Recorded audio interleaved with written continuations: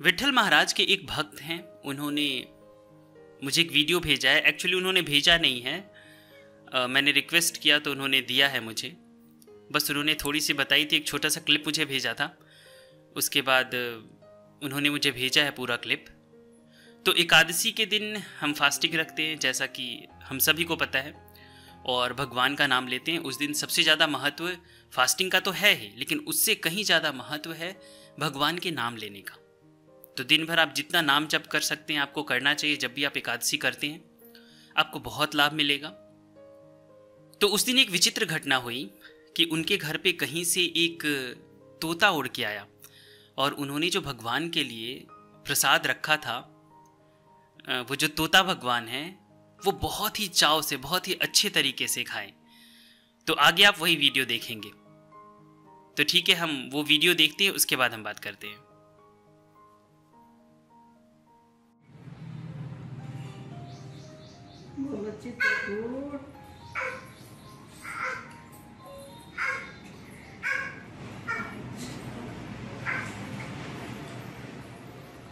उसकी तो है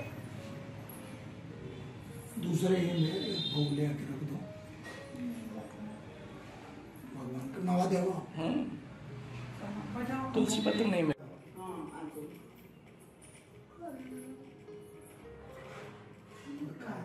अगर भगवान फोटो में अगर भगवान भवेश, एक मिनट। तो बोलते कि नहीं भवेश चुप रहो। मम्मी तनी पीछे हो जा, पीछे हो जा, डराता।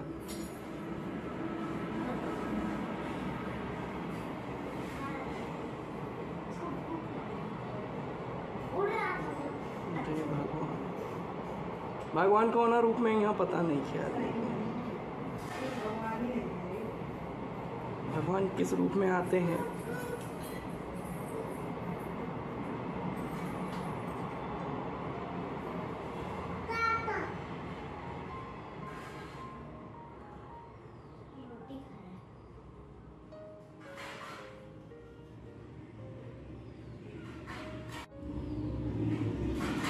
पता नहीं पशुआ हाँ क्यों कह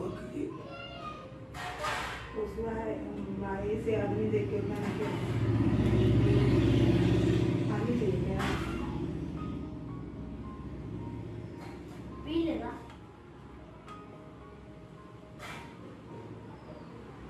खा लेगा 2 मिनट तुम्हारी।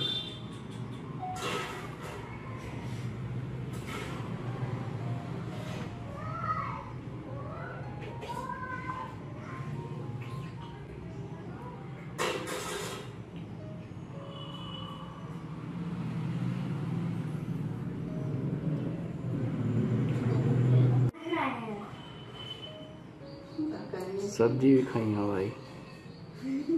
भगवान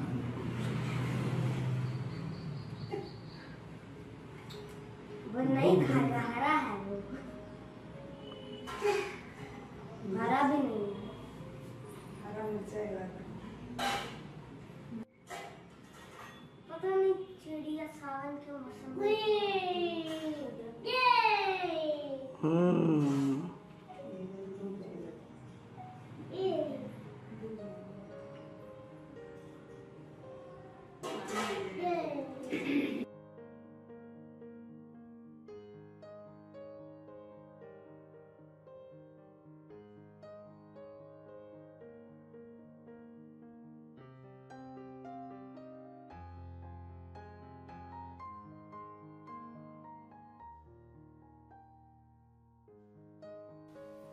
तो आप लोगों को भी भगवान के दर्शन हो गए।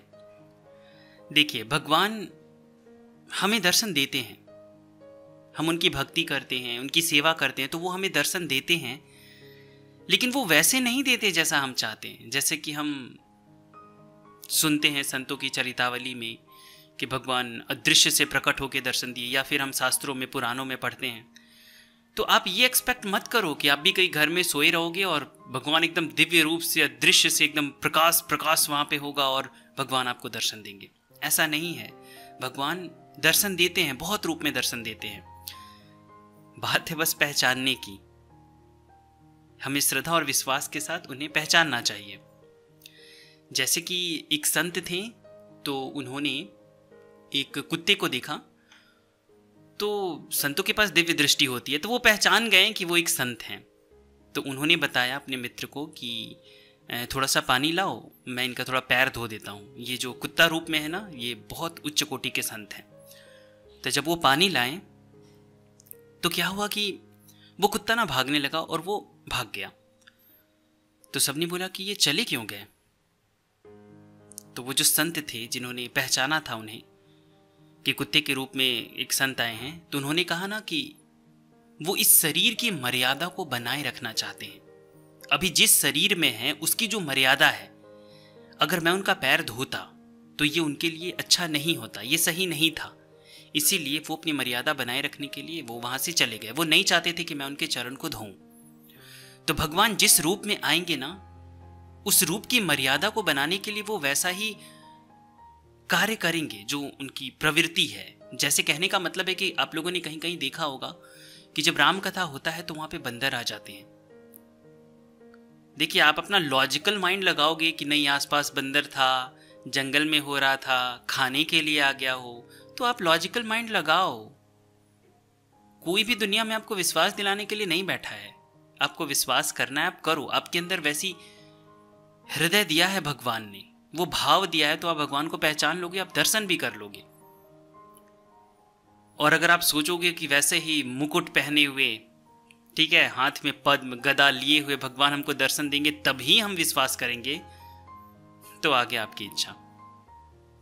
तो भगवान हमें दर्शन देते हैं, किसी न किसी रूप में दर्शन देते हैं, अवश्य दर्शन देते हैं। और मेरा अनुभव रहा है कि अगर आप भगवान की भक्ति करते हैं और कोई बहुत ही विकट घटना होने वाली होती है आपके साथ, बहुत ही बुरी परिस्थिति होने वाली होती है, तो उससे पहले भगवान आके आपको साहस अवश्य देते हैं।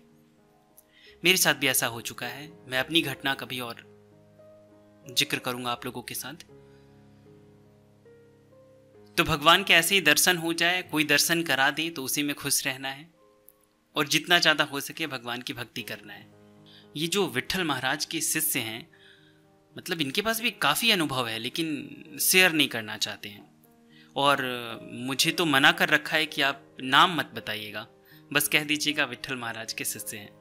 तो विट्ठल महाराज भी बहुत उच्च कोटि के संत हैं, लेकिन अपने बारे में ज़्यादा किसी को कुछ बताते नहीं, बहुत मौन ही रहते हैं।